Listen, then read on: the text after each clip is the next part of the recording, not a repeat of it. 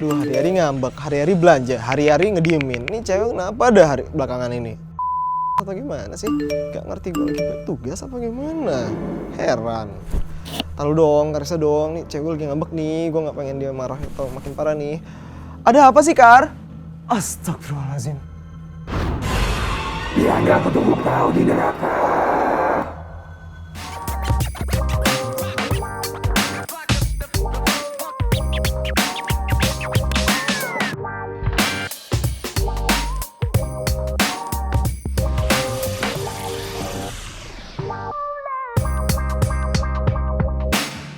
Halo Smart Viewers, kembali lagi di Movie Freak Yes, alright. Dan kita bakal bahas tentang film-film dan filler. betul banget. Dan bersama gue di sini Rianda Setiawan dan Ada partnernya Rianda ya, ada Karisa di sini. betul banget nih. Akhirnya balik lagi gue di sini nih, Kar. Nih set baru akhirnya gue ngerasain juga di sini nih. Iya, yang lu nggak ada ya minggu kemarin. Iya, filmnya bagus lagi ngeri. Karena lo yang bikin studio nggak bisa dipakai.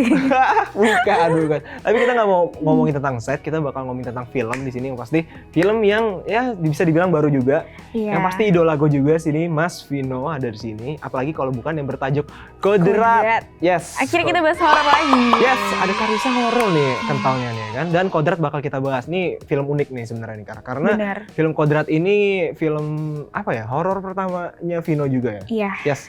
Yang mana film ini disutradarai oleh Charles Ghazali dan juga di produksi banyak juga ya dari Ada rumah beberapa produksi. rumah produksi. Yes, di sini ada dari Rafi Films, ada dari Magma Entertainment, ada Idea Source Entertainment, ada Astro Show, ada Caravan Studio dan Dunia Mencekam Productions. Betul Dan sekali. Sini, udah rame dari rumah produksi, apalagi pemerannya. Ada Kasih siapa nih pemeran juga. di sini? Yang pertama ada Kodrat sendiri itu diperankan oleh Vino G. Bastian. Yoi. Lalu ada Yasmin diperankan oleh Marsha Timothy. Maudy Efrosina sebagai Asya. Randy Pangalila sebagai Zafar. Oke. Cecep Airif sebagai Rohim, ada Keanu Aska sebagai Alif Amri, dan yang terakhir ada Jason Bangun sebagai Alif Alfatana. Oh, Alif ada dua di film Ya, ini. dua terakhir itu bocil-bocil gemoy ya di Iya, dalam. ada bocil kematian juga di sini. Alif yang mana yang kematian? Nah, tonton dulu di film Kodrat nih. Nah, sebenarnya kita pengen nyebutin trivia dikit lah ya mengenai film Kodrat nih. Tadi kita udah mention sedikit nyebut pertamanya Vino di film horor dan juga Vino akhirnya beradu acting dengan istrinya sendiri. Nih, gue penasaran nih karena ada chemistry tersendiri, mungkin suami istri mungkin berantem di film ini juga. Harusnya jadi lebih wow lah ya. Iya, lebih kerasa atau mungkin gimananya. Aduh, seru sih di sini jadinya. Dan di sini yang bikin penasaran adalah produsernya sendiri itu Linda Gozali Arya mengatakan kalau film Kodrat akan menjadi kekayaan intelektual IP ya, horror universe pertama dari Magma Entertainment. Jujur gue sangat excited di sana karena kayak filmnya aja udah seru gitu loh. Iya, ini beda banget loh, bukan horor biasa gimana gitu, kayak horor Indonesia yang gue tahu ya, mungkin adanya thriller atau mungkin kaget-kaget dari lagu atau backsoundnya gitu kan. Dan ini horror universe, biasa kan kayak terlalu kayak orang-orang lebih dominannya taunya superhero universe gitu. Yes, ini mirip-mirip menurut gue ya, kayak pengabdi setan nih jatuhnya nih, ya kan? Atau Conjuring ya mungkin ya. Ya kan? Apalagi tuh, ya kan? Dan di sini juga dari pihak studio memilih lokasinya itu di Kabupaten Gunung Kidul di Yogyakarta. Karena cakep banget guys, jujur banget. Iya, suka banget sama setnya. Pasti kalau gue ada di situ gue healing kali gue di situ ya kan. Dan yang menariknya lagi di film ini juga di awal-awal udah dikasih warning ya dari filmnya, dan juga karena di film ini tuh udah didampingin ulama juga nih. Karena sangat erat dengan itu ya, religius banget. Terutama yang kaum muslim. Iya, betul sekali. Dan untuk sinopsisnya kayak gimana sih, Kar? Boleh dikasih tahu? Jadi ini sebenarnya fokusnya tuh di seorang ustadz peruqyah yang namanya si Kodrat itu yang diperanin oleh si Vino yang peranin. Dia itu hidupnya menderita ya sebenarnya semenjak dia tuh sebenarnya peruqyah, tapi tuh di saat dia ngeruqyah anaknya tuh nggak berhasil. Yang akhirnya semenjak saat itu pokoknya dia tuh jadi menderita lah bisa dibilang hidupnya. Dan diganggu sama iblis yang namanya Aswala. Aduh, takut, merinding. Iya. Kan? Dan ternyata itu kejadian itu nggak cuma Aswala, jadi salah kan gue nyebutnya ini Aswalu gak sih? Aswalu apa Aswala ya? Ya kayak itu di antara dua itu. Iya, si Aswalu ini dan ternyata dia nggak cuma ganggu si Kodrat, dia ganggu desa tempat Kodrat punya pesantren gitu loh. Tempat dia dulu nimba ilmu ya, dan teman-teman terdekatnya dia juga. Wah, menarik nih, kenapa dia dihantuin nih? Oke, kita mungkin langsung bahas aja ke bagian reviewnya. Sebenarnya ini jatuhnya gimana ya? Gue belum nonton trailer Kodrat sih, jujur. Jujur sama, tapi nyokap gue tuh nonton dan kayak dia tuh kan sering banget horor. Jadi pas dia nonton tuh kayak dia bilang kayaknya ini bakal jadi horor yang keren banget. Heeh. Karena dari trailernya itu udah meyakinkan banget gitu loh, kayak ini bakal ekspektasi bakal tinggi, bakal bagus gitu. Apalagi Vino yang meranin sini kan. Iya, Nah, benar. oke, karena tadi lu bilang ekspektasi dan ekspektasi sebelum nonton dari lu gimana nih Kak?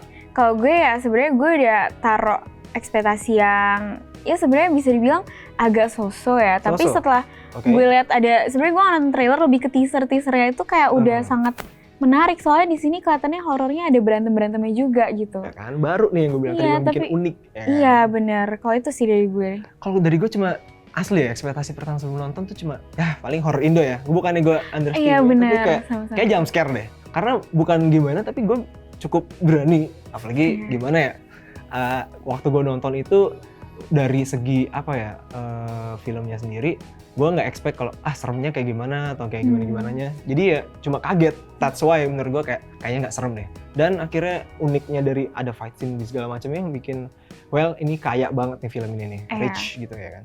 Dan Kar, ya bagaimana menurut lo menit-menit pertama atau impresi pertama lo terhadap film ini sendiri? First impression di awal-awal scene awal itu juga, jujur gue kaget karena vibes-nya tuh kayak lagi nonton film horor barat, bukan Indonesia. Oh itu udah bagus nih. Iya, dan kayak bener-bener tegang gitu loh dari awal, apalagi kan dia bawa-bawa ayat-ayat suci dalam agama Muslim, agama Islam sorry. Jadinya kayak itu makin apa ya, makin tegangnya berasa karena gue ngerasa kayak gila ini berarti relate dengan kehidupan kaum Muslim juga gitu. Yes, apalagi kalau semisal lo udah pernah nonton film Malaysia kalau nggak salah Munafik, itu kan kayak gitu-gitu tuh, kayak unsur islaminya banyak gitu kan. Kalau dari gue sendiri sih, impresi pertamanya takjub sih, jujur karena dari angle kamera gimana nge-shootnya ini dan juga misteri dibalik dari awalnya ini tuh kayak bikin gue, kok gini sih?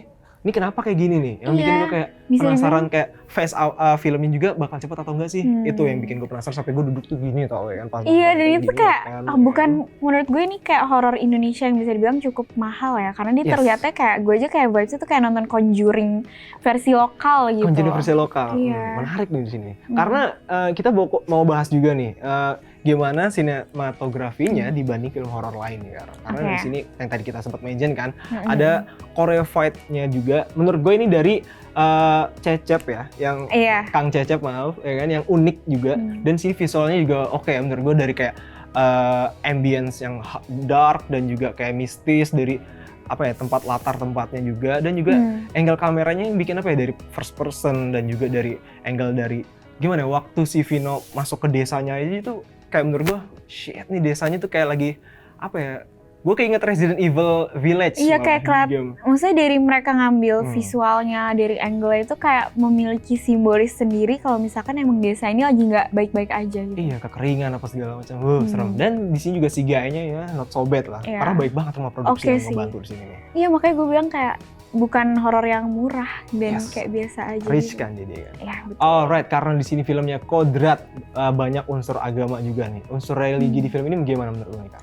Jujur gue kayak bingung ya, karena itu kan gak relate sama kepercayaan gue. Jadi gue sebenarnya gak terlalu ngerti gitu. Tapi kalau menurut lo gimana Nda? Kalau dari gue sih jujur ya, karena gue ngerti juga. Ini kental banget jatuhnya sih. Dari awal film juga kan udah banyak ayat-ayat yang dibacain juga tuh. Banyak juga scene-scene yang mana pesan yang terselubung, kayak semisal ada binatang A, B, C gitu tuh kayak ini pesannya ini nih, artinya ini.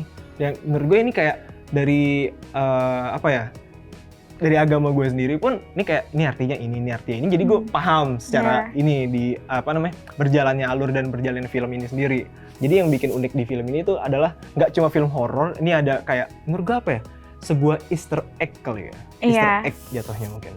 Nah, di sini juga elemen horor yang kadang ada unsur aksinya, menurut lu cocok gak sih, Kar? Menurut gue ya, di sini cocok aja sih, karena menurut gue actionnya tuh bukan action yang seperti yang kita lihat pada kayak film superhero atau yang kayak crime dan lain-lain sebagainya. Karena ini beneran kayak saat lo meruqyah, sama saat kayak kalian lagi nge-exorcist gitu tuh, itu kelihatan banget sih actionnya. Tapi gue nggak expect bakal kayak sekeren itu, karena gue kira bakal tau gak sih film-film horor Indo yang kayak apa sih actionnya tuh kayak apaan banget, kayak cuma asal pukul segala macam. Yang nggak ada impact atau gimana? Iya, dan ini tuh bener-bener kayak apa ya, dia tuh jelas persinnya dan kayak sangat detailnya itu dari yang, inget gak sih yang kayak sampai mereka berantemnya sampai terbang juga. Iya, ini anjir gue ngeliatnya kok kayak sinetron yang udah dulu lawas gitu ya. Mungkin menurut gue ada banyak inspirasi juga diambil mungkin ya. Dari pendapat gue sih entah dari filmnya Kapak 212 tuh si Vino yang main juga kan. Plus ada Kang Cecep juga di sini yang ngebantu koreonya kan. Yang mana menurut gue ini juga new experience buat gue. Yang pasti unik dan juga konsep baru juga di sini. Karena di sini cukup apa ya? Ada gore-nya juga, cukup sadis juga di sini. Dan cakep di sini ya kan. Nah, bagaimana set atau latar tempat yang di Jogja ini lah menurut lo nih, Kak? Gue suka banget karena setnya itu kelihatan simple ya. Sebenarnya mereka juga nggak eksplor seluas itu untuk setnya. Karena kan kayak kalau misalnya kita nonton tuh kayak tempatnya di sini, di situ-situ aja sebenarnya. Tapi keren sih kayak dengan set yang simple itu yang tadi gue bilang kayak ini benar-benar kayak ngerasa lagi nonton horor barat. Kalau misalnya lo lihat ada beberapa film horor barat yang kayak The Conjuring aja kan ada yang kayak padang yang luas kayak gitu. Oh iya. Itu mirip banget. Jadi kayak gue suka banget sih penataan filmnya tuh sangat oke. Iya kayak dark dan juga mistis lah ya. Oke. Untuk fase juga pace-nya lah di film ini menurut lu cepat atau terlalu gimana? Cepet sih. Cepet ya terlalu cepet kayak terlalu satset karena menurut gue 1,5 jam ini kayak kurang bisa menjelaskan apa yang ada dalam film ini atau mungkin itu salah satunya alasan mereka akan bikin sequel ya mungkin. Nah ini mungkin menarik nih, ada Mas Vino lagi nih, tolong please yang ada di sequel selanjutnya please. Dan yang pasti karena kita bahas banyak nih tadi ada sinematografi, ada juga set latar tempat. Scene yang paling menarik ada nggak nih dari lu? Kalau gue malah scene awal menurut gue paling menarik. Karena itu kan emang dari judulnya kan ini kodrat ya. Jadi kayak dia tuh benar-benar nunjukin si pemeran utamanya si Kodrat ini tuh dengan scene yang tanpa dialog ya sebenarnya. Dia bisa menggambarkan karakternya Kodrat tuh kayak gimana. Terus kayak dan menurut gue first scene dari sebuah film itu penting banget karena itu yang akan menentukan ini kayak ini bakal berhasil atau enggak gitu loh filmnya.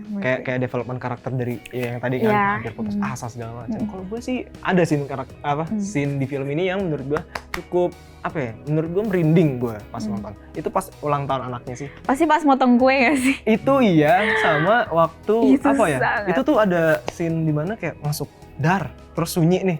Nah, bagus sih. Kesunyian ini tuh kayak, anjir kok gue malah takut. Gue inget itu horor Ivana yang dia yang dari masa kini terus pindah ke masa lalu. Itu tuh kayak pengambilan visual sinematografinya mirip dari gitu ya. Oke. Berarti Mas Charles Gozali, congratulations nih arahannya juga bagus di sini nih. Dan di sini menurut lo nih Kak, plot twistnya ini gimana nih? Spoiler nggak apa-apa lah ya, dikit-dikit nih. Ya nggak apa-apa lah ya, tapi menurut gue plot twistnya sebenarnya nggak tahu kenapa kalau dari gue sebenarnya udah nebak kayaknya tuh emang si sama tahu anjir. Iya kan, kayak emang udah kelihatan kayaknya si Zafar ini kayaknya emang jahat gitu. Kayak ada sesuatu gitu loh. Oke. Karena ini film juga udah rada 2 mingguan lah rilis ya. Pasti udah banyak juga nggak sih yang udah nonton ya? Iya, dan di sini juga sama kayak lu sih tadi, yang kayak hampir ketebak, cuman ragu gue sama feeling sendiri, orang lawannya ini kok, tapi akhirnya lah bener aja. Katanya definisi, hey jangan percaya teman banget ya, karena sini masih dipertanyakan banget dan misteri yang berlanjut ini tuh menurut gue yang gimana ya, plot twistnya bakal ada di film selanjutnya mungkin. Nah untuk karakter Vino sebagai Kodrat, nih film horor pertama Vino, menurut lo gimana ya Kak?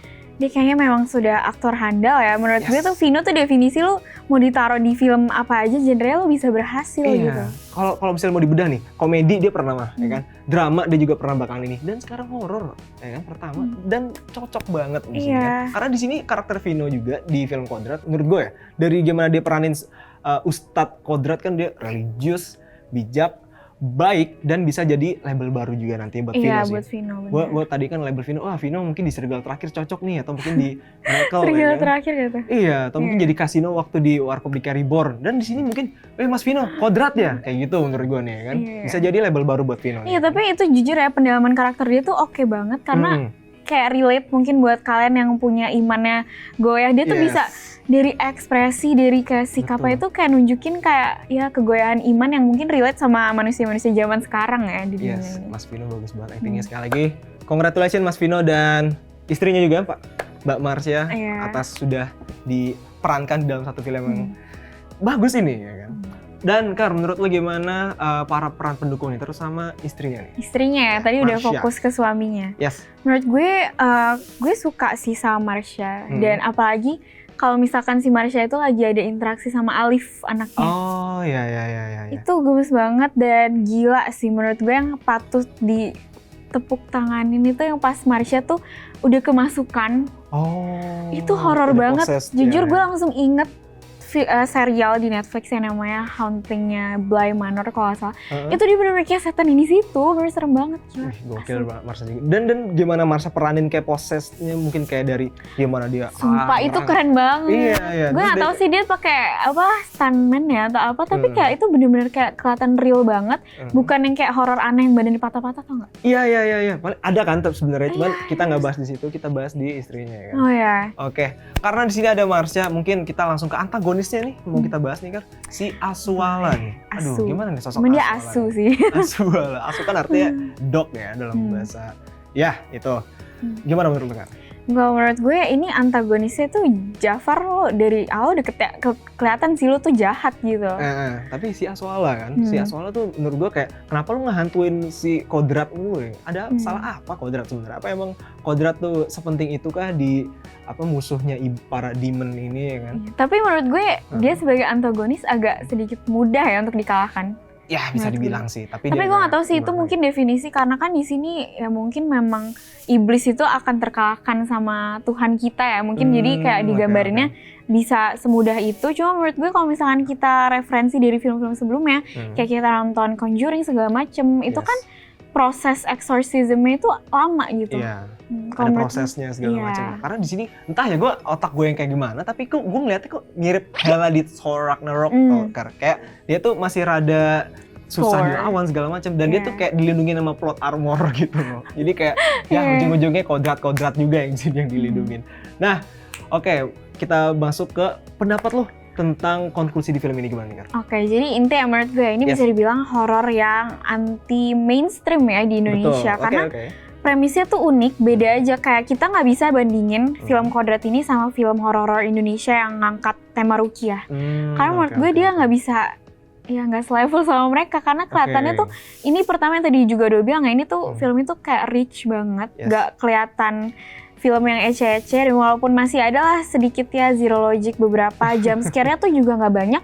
Tapi gue kaget sih, dia bisa tetap berhasil membuat film horor ini gitu. Ya sekarang dari gue sendiri juga pun film ini secara konklusi ya lebih kayak you can't escape, you know, and then let's face it, kayak buset sebad as itu loh Vino ngelawan demon ini, padahal dia kayak ya katakanlah udah manusia lawannya kekuatan kayak gitu kan susah nih kan.